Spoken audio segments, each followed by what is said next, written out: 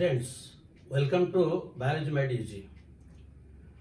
Today in this video we are going to discuss one very important thing, that is the Human Genome Project. It is our own project, so we have to understand it very clearly, otherwise we'll be unaware of even ourself. That is why give full attention and listen what is this Human Genome Project. So briefly it is known as HGP, Human Genome Project. Now this is a very mega project.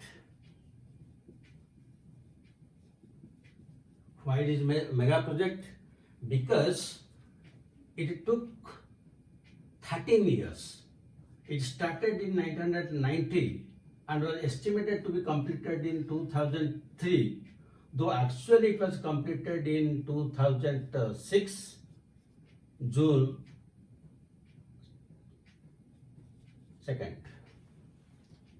This extra 3 years was only due to chromosome 1. Otherwise, the remaining chromosomes are completed in 2003. So, nearly 16 years, and so many countries were involved. The Department of Energy and Health of USA, then Wellcome Group of United Kingdom, then Japan, France, Germany. All these countries and institutions, they are involved in this mega project. Again, it was estimated that the overall expenditure will be nearly 9 billion American dollars. 9 billion American dollars. Because it was estimated at that time that if there will be 30,000 genes, and for sequencing a particular one, if $3 will be required, then it will come to 9 billion. That is a huge amount of money is required for it. That is why it is a mega project.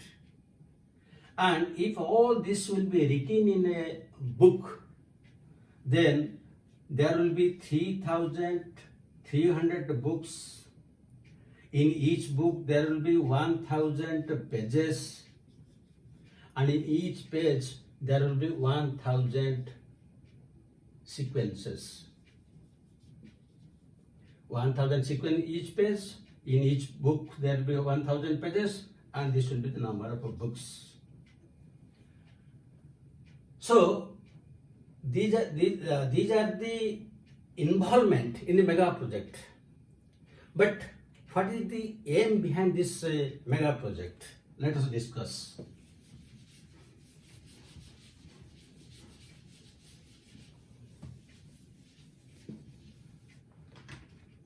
Now, at that time, means during 1990, it was believed that in the human cell, there is approximately 20 to 25,000 genes are there. So, how to sequence these genes?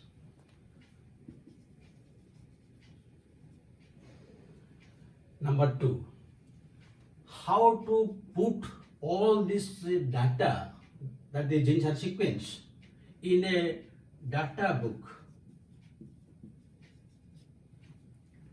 And during 1990, the software was not so developed, and this huge amount of data having so many billions of sequences cannot be written in a book. It must be put in a computer which can have so much of where so much of data can be kept, and whenever required we can retrieve it. That is why along with Human Genome Project, another branch of science developed, that is bioinformatics. Next, after sequencing the genes, after sequencing the entire human genome, how can we apply them for practical purpose? For the purpose of industry, for the purpose of health, for the purpose of agriculture, how we can utilize it? So, utilization in different industries like health, energy, all these branches. Another point is, when one project will be carried on human genome, there is every possibility that legal issues may arise, social issues may arise, ethical issues may arise.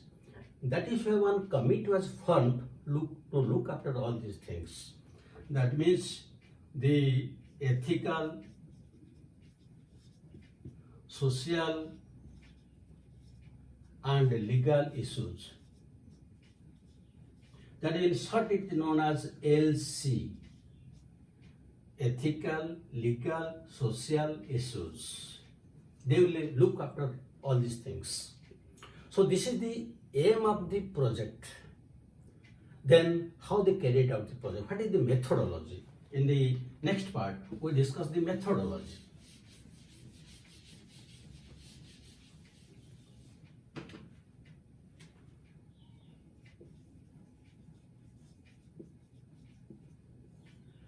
Now, how the sequencing was done? For this, they adopted two methods. Number one method is expressed sequence tag, or in short it is known as EST. And the second is known as sequence annotation. These are the two methods. Now, what is a express sequence tag? Suppose this is one chromosome. Any chromosome, 1, 2, 3, 4, any chromosome. Now, this chromosome has how many genes? How will you know it? So, what they did, they allowed this chromosome to produce mRNAs. Likewise. So, suppose this is chromosome 1. Chromosome 1 is producing how many mRNAs? And each mRNA will give rise to one protein or enzyme, and that will regulate the different types of reaction in each other body. In likewise, chromosome 1, 2, 3, 4, all these chromosomes were carried out, that how many mRNAs they are producing. In this way, by this is known as express sequence tag. By this method, they were able to know that how many genes are there. But what is the sequence of each gene, they were unable to do it. That is why they switch over to the sequence and the sequence annotation, which is more important. So in sequence annotation, what is the what happened? You know, sequence means a base sequence, but what is annotation that is important? Annotation means a brief note or text. Suppose I am discussing the human genome project with you, and you are writing briefly what I am telling. That means you are annotating. You are writing brief text and explaining it slightly. That is known as annotation, writing brief notes. So in this method, what is done? Suppose one chromosome is taken. Then with the help of restriction endonuclease enzyme, this is broken into several fragments. Then each fragment is multiplied, amplified, both by natural method and also artificial method. The natural method is use of vectors Bach and Yak, popularly known as. Why? This is bacterial artificial chromosome, which we can use in case of a bacteria, which is a prokaryote. Yak, yeast artificial chromosome, we can use it in yeast, which is an eukaryote. That means by recombination DNA technology, which will be discussed in detail in biotechnology chapter, each fragment was attached to the bacterial artificial chromosome or yeast artificial chromosome by means of biotechnology, and this was introduced into bacteria, this was introduced to yeast, and they were allowed to multiply. That means the single copies which were with us, now they are in millions and billions, and we can function easily.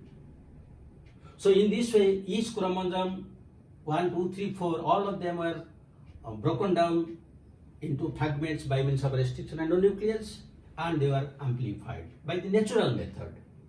And artificially, it was amplified by PCR, polymerase chain reaction. The details again we'll discuss in biotechnology. So both natural method and artificial method, these segments of each chromosome are amplified. Now, in each segment, how they studied? In each segment, to how many mRNAs it is transcribing. That means this segment is transcribing 2, 3, 4, any number of mRNAs. That means this segment has that number of genes. This segment genes. Then this number of genes, and in the previous method genes, it was almost same. But how the sequencing was done? Because each segment contains millions of base pairs, and for a human being, it is impossible. That is why the sequence annotation was done in a specially designed computer developed by Frederick Sanger. Frederick Sanger, he developed a particular sequencer in which each segment was put and the detailed sequences were out, and that was annotated, means note is taken. So finally, we could be able to know how many genes are there and what is the base sequence. This is the method. But what is the ultimate result? What is the observation from these experiments? So the third part of this is what is the outcome of this Human Genome Project, or what is the result of this Human Genome Project. Number one, scientists found that in the human genome there is about 3.3 into 10 to the power 9 base pairs are there. Number two,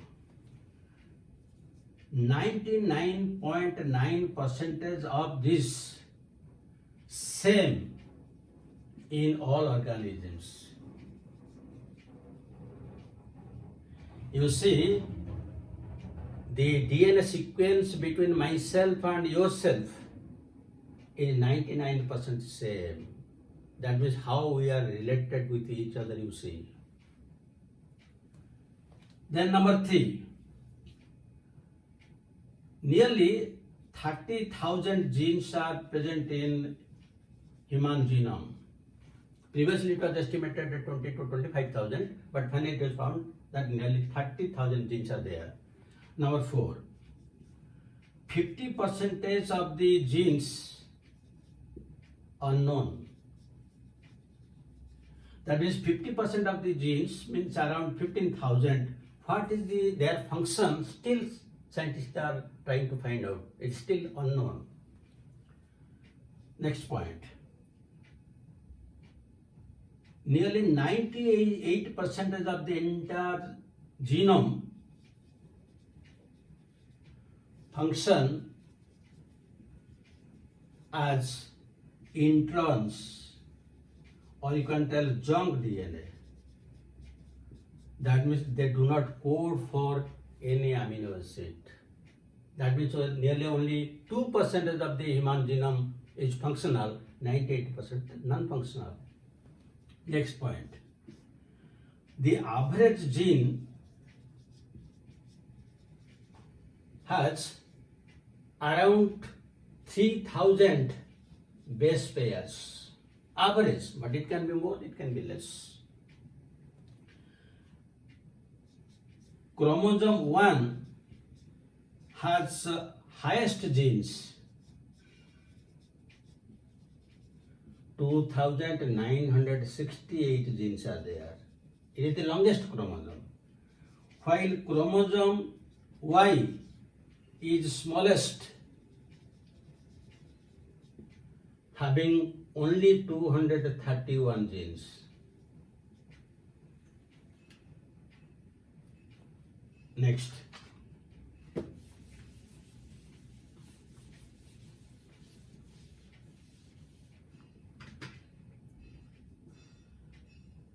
TDF is the smallest gene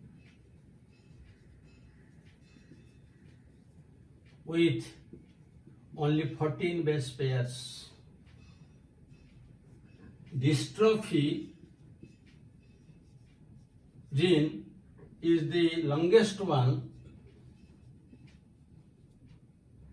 having 2400 into 10 to the power 3 base pairs. Next. At 1.4 million locations,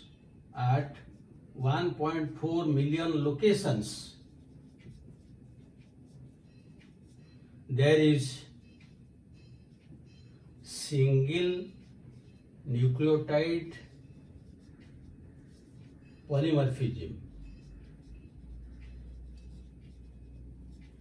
or briefly it is known as SNP, or when we pronounce it we can call it SNP. And what is the single nucleotide polymorphism we will discuss during DNA fingerprinting. So these are the outcome of the Human Genome Project. But during this project, it is not only the human being whose genome was completely sequenced. Side by side, some other organisms were also sequenced, like the first eukaryotic organism was yeast, whose genome was sequenced. The first non-crop plant is Arabidopsis, and the first crop plant is rice. Besides this, some other organisms like E. coli, Drosophila, then some viruses, then lily plant, all these, and at present also you can write mosquito and mosquito parasite. That means the genomes of all these have been sequenced. And what is the necessity of these organisms whose sequences were carried out? The main reason is in what way, or if we manipulate the sequence of these organisms, can they play an important role in agriculture or health or energy production or environmental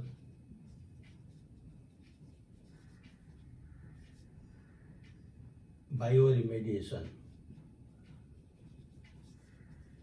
With this aim, whether they can play any role in agriculture, health, energy production, or in environmental bioremediation, these organisms have studied. Now, before concluding the video, I will tell you another important thing.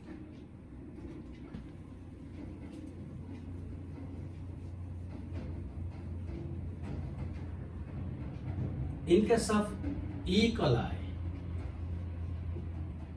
the base pairs are 4.7 million and the genes were 4,000. In case of yeast, we can call it Saccharomyces. There are 12 million base pairs and the number of genes is 6000. In case of human being, there is 6.6 into 10 to the power 9 base pairs and number of genes is 30,000. Now you look to the board. E. coli is a prokaryote, while yeast and human beings are eukaryotes. So in prokaryote, you see there are 4.7 million base pairs are there, while the genes are 4,000. In yeast, 12 million base pairs are there, but genes are 6,000. You see, 12 million is approximately 2.5 times, but the number of genes will be only 1.5 times. How it is possible? When the number of base pairs is multiplied by 2.5 times, how the number of genes also should be multiplied according to 2.5 times, but it is only 1.5 times. Now you come to the human being. In case of human being is 6.6 in 10 to the power 9 base pairs, which is 100 times more than that of this E. coli. But the number of genes is only 30,000, means only 7.5 times. So while the number of base pairs are in 100 times more, the genes are only 7.5 times more. How it is possible? Now listen to the answer. This is a prokaryote. In prokaryote there is no intron. That means it is made up of only exons. But in case of eukaryotes, these are eukaryotes, yeast and human being eukaryotes. In eukaryotes, there are more introns. As we have discussed, that in case of human being, nearly 98% of the DNA is non-coding. They do not code for anything.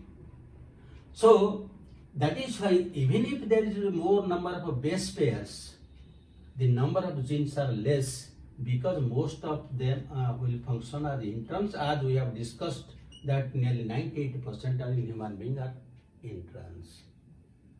So this large difference between the base pairs and the corresponding genes, this is known as C-value paradox. C-value paradox. That means there is no relationship between the base pairs of an organism and the number of genes, because it depends upon how many percentage of them are introns. Now I will give you two questions.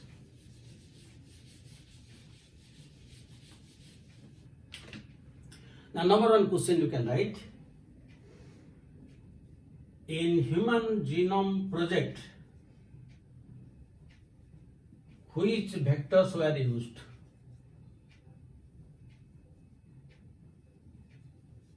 Very often it is asked in different examinations. So A choice bacterial artificial chromosome, B choice plasmid, C choice yeast artificial chromosome, D choice both A and C. Now the second question. In gene Y, how many, in chromosome Y, how many genes are present?